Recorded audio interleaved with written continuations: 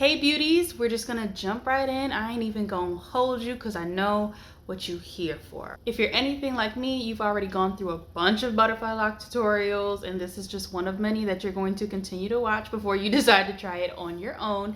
And I am gonna go through everything that I did in full detail throughout the video, but first I'm going to tell you 3 things that I did not do based on other people's videos. Not that I saw that they had bad results, because they had good results, of course, up front, but it just didn't seem like the right technique for me.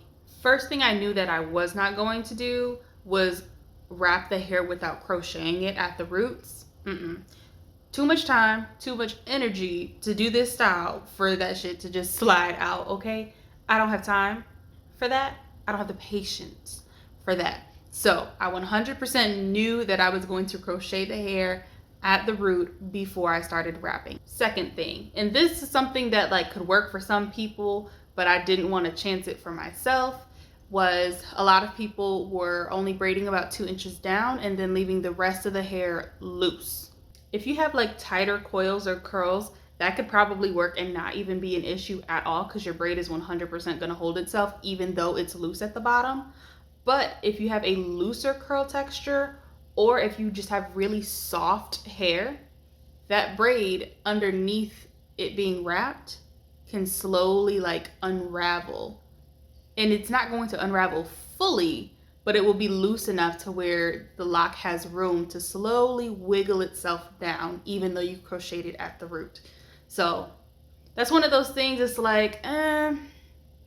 you might get away with it, but I wasn't taking that chance, because again, too much time, too much energy. I need it to stay until I take it out, okay? The third thing that I knew I wasn't going to do was the loose wrapping technique thing. I've seen lots of people just go I've seen lots of people say if the thumb thing is too complicated, just wrap it loosely. If you're wrapping the hair loosely, to me, it just has too much freedom to move up and down your braid. I knew I wanted my locks to be wrapped tightly, but still distressed. So as much as the thumb technique was kind of complicated for some people, I knew I was going to have to figure it out. So those are the 3 things that I knew off rip I wasn't going to do based off other people's techniques, because I knew I wanted my locks to last until I was ready to take them out. Because if they came out any sooner than that, I was gonna be mad. I was gonna feel like I wasted my time. It don't matter that I saved money by doing them myself, because I wasted my time. Understood? My time is valuable. So if you're interested in my tips on how to make your locks last and put them in without stressing and getting yourself frustrated, then keep watching. So I actually washed and conditioned my hair the day before with my Divine Collection products. So this is the second day that I decided to roughly blow dry my hair really quick before I started sectioning and parting for my braids. I knew my hair was going to come the following day, and then it needed to be soaked and all that stuff before I started doing my locks. So I wanted to make sure that I made this process as smooth and easy as possible, because my patience is thin when it comes to my hair. So I wanted to get the sections done first. So on each section, I use a combination of edge control and wrap lotion. Edge control by itself doesn't give me long-term hold, so the wrap lotion gives me a little bit of extra security and keeps me from overloading my hair with too much product. I didn't want to use a whole bunch of product on my roots and get it all gunky and nasty.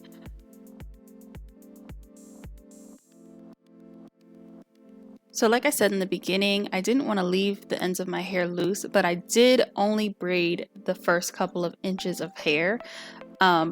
I took the middle section after I got down a couple inches and I just twisted it all the way down, which gave me some extra security and hold to keep my braids sturdy, but also was way faster than braiding it all the way down, because don't nobody got time for that. So I really only kept this clip in because look how extra I am, guys. I literally had 4 mirrors, and this is after I told myself not to worry about my parts and not care if they straight. But the perfectionist in me really couldn't be ratchet back there, so I had to make sure it was right, y'all. I couldn't leave it. It was terrible. So like I said, I did this over the course of a couple of days. So this is me the next day after I got all my braids and sections done. I wanted a bob length, but clearly my hair is longer than that. So I took each section and I folded it up to the length that I wanted it to be, and I rubber banded it at the ends. Now see right here, you see that little piece of hair sticking out? Make sure you move your rubber bands up so that you don't have a piece of hair sticking out, because when you go to wrap your hair, that piece is going to get in the way and it's going to want to stick out of your lock. So don't do that.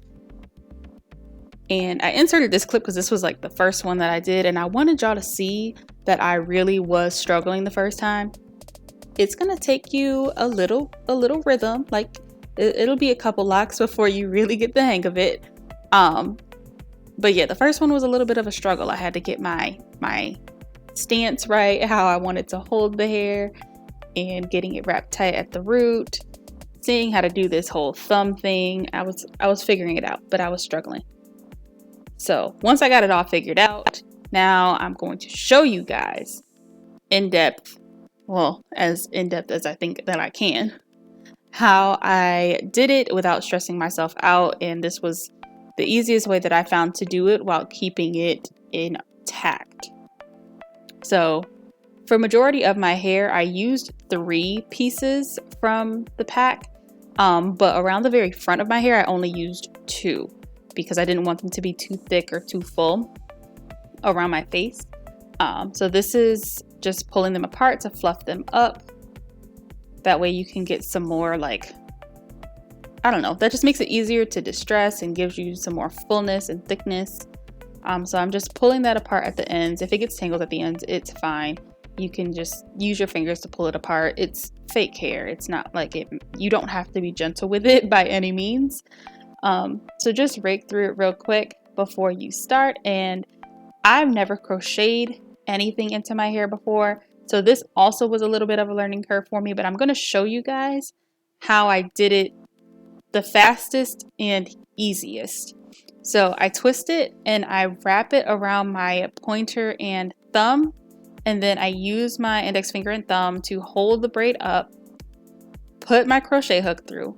I use my other hand to hold the latch down while I'm hooking it so I don't accidentally get hair stuck on that part. Then I hold the hair, push the latch back up, and then slide the hair through. And we're going to do this one more time. I got it a little closer for you guys so you can see. Wrap it around both fingers, hold the root, put the hook through, hold the latch, loop the hair, close the latch, and then pull. This was the easiest way for me to do it. I tried it a couple times and I was really struggling. The hair was going all over the place. It was getting tangled in the hook. That was just the way that I needed to do it to be the most efficient and without getting my hair tangled or caught in the hook. And it was just, listen, if you've never done it before, that was the easiest way for me to do it. So hopefully that helps you.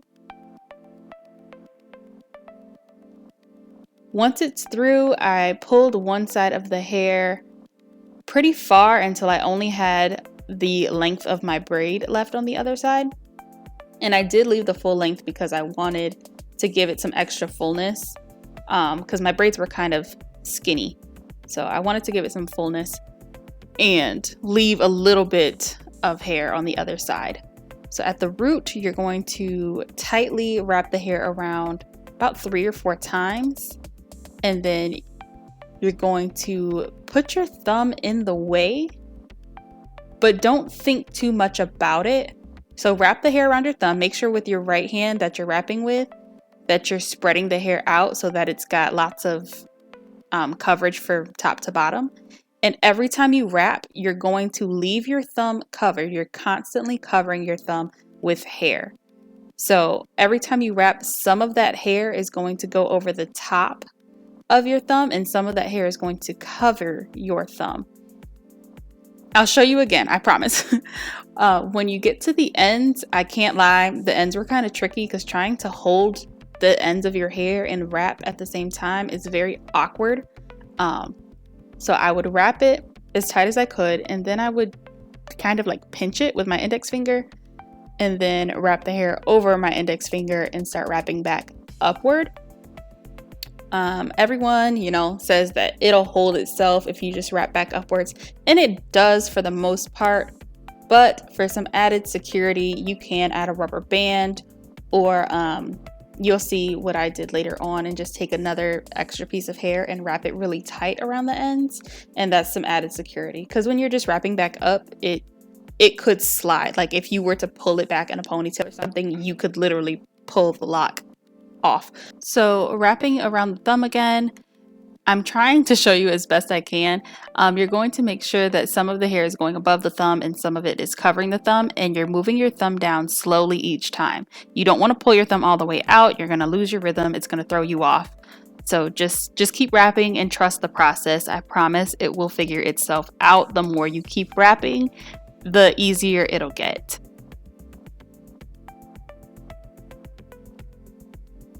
So like I was saying earlier, I took pieces of hair to wrap around the ends if I felt like they weren't secure enough. And right here you can see I'm holding one end of that piece of hair with my pinky, and then I'm just going to tightly wrap it around the end and kind of scrunch up the end to make sure there's no weird pieces hanging. And then because that piece of hair is so thin, it's going to hold it a little bit tighter.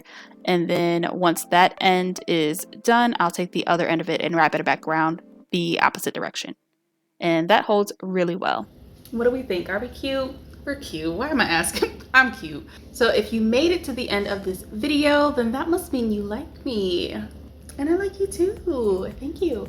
I highly suggest hitting that like button below and hitting that subscribe button. Turn your notifications on so you'll be notified when I upload. And I will see you guys in my next video. Bye.